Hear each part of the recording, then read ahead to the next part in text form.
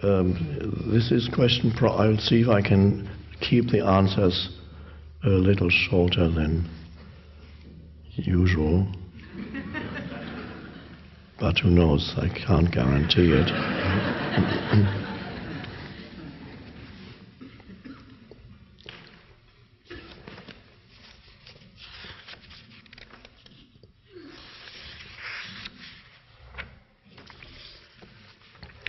This is a question from somebody living in Saudi Arabia. Peace, Mr. Eckert. I live in Saudi Arabia. I'm afraid if I stay in Saudi Arabia, I might lose this little light. Should I emigrate to another culture? I feel responsible for my parents.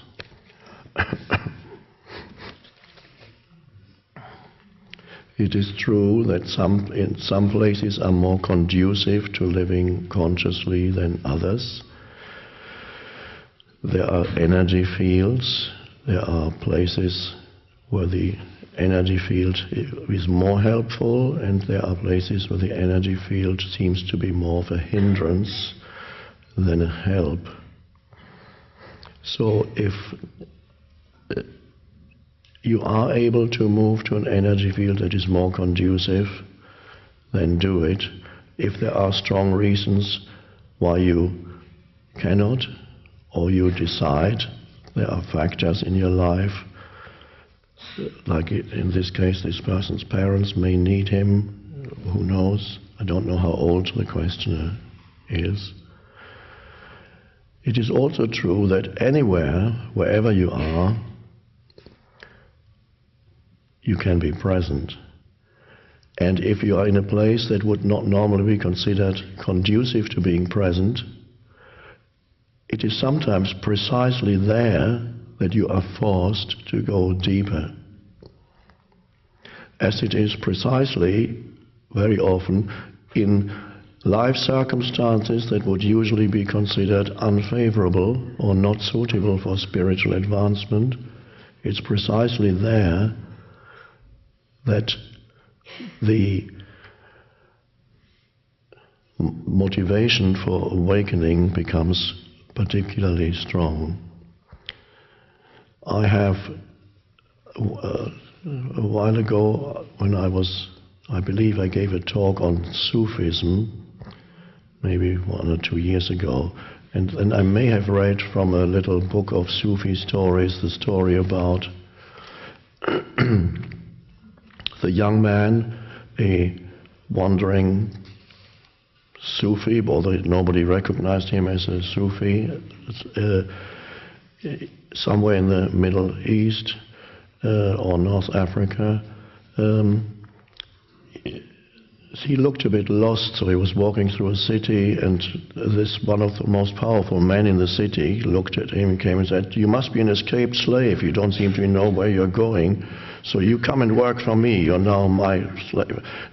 Have you been looking for your master?" And the young man said, "Yes, I've been looking for my master for a long time." And so this powerful man said, "Okay, you can work in my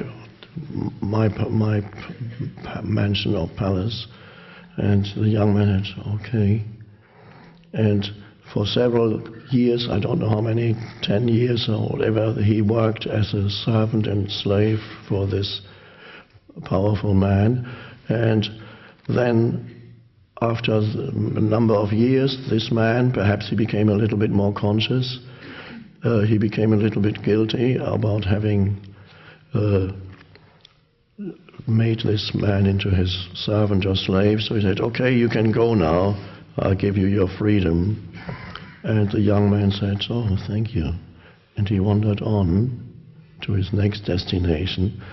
And he eventually became, unfortunately I don't remember his name, this young man became one of the great Sufi masters and became the teacher of many other Sufi masters. So what is the significance of that story? The significance of that story is that you can use any life circumstance for awakening. And Of course, we are speaking here not of overcoming, but of transcending.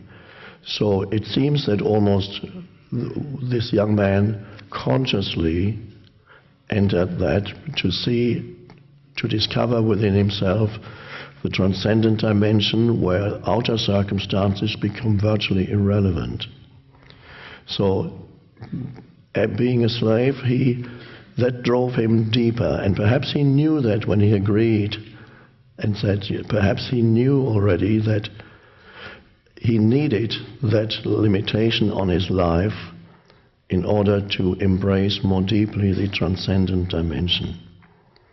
So it was, one could say, in spite of his conditions, he was able to go deeper, and probably when he went to the deepest place of realization, it was then that the master said to him, the man said to him, "You are free to go now." So that entire period in his life became really his spiritual practice. And he must have known that he needed that limitation on his life in order to go deeper into the vertical dimension. If he had wandered on totally freely, perhaps it would not have happened. So, or perhaps life probably eventually would have given him some other limitation. Life tends to do that. And so whatever limitation there is in your life then has that function of taking the focus into the vertical dimension. So more and more this young man disidentified from the external form of his position and so on. There was a disidentification from all the forms of his life, and he went deeper and deeper into the formless, realizing himself as awareness, as consciousness. And my interpretation of the story is that at the moment of his deepest realization, the man said, "You're now free to go." And then as the story goes, he wandered on to Mecca and then started teaching. So his spiritual training was being a slave. A lovely story. So this might be helpful. So if you can change the circumstances, usually I would say this is an extreme, the story is an extreme form of spiritual awakening.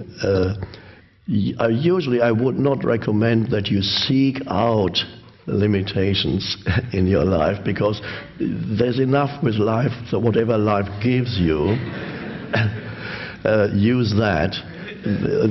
Spiritual history is full of people who were seeking for, all these penance and self-deprivation. And of course there is a reason why.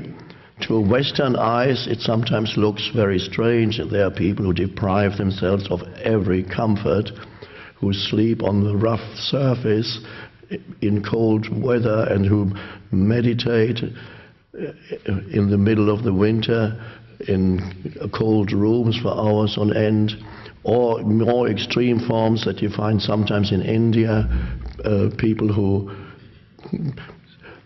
stand on one leg for years or whatever, and the Westerns say, why are they doing that?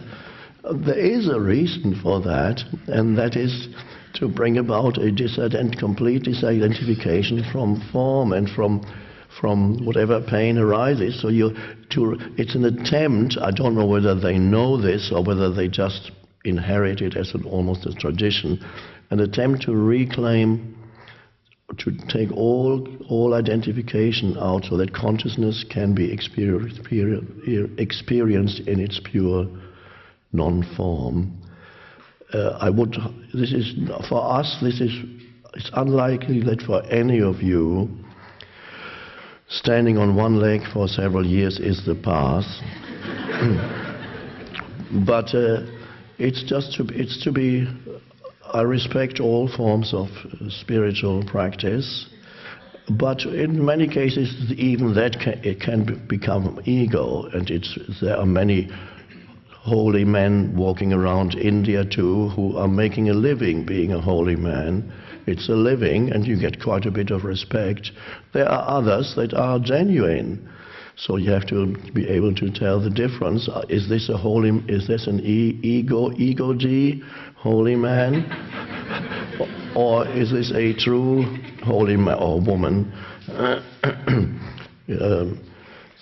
So in India, being a spiritual, holy person can be a living. In the West, it would be difficult, but who knows?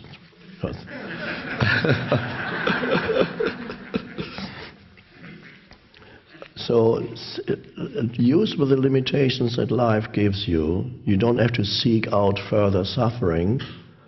It's enough what you get. Life gives you what you need. That's all you need to know.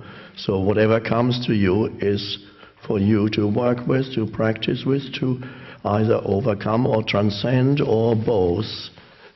Overcome at the same time with detachment. Transcendence happens.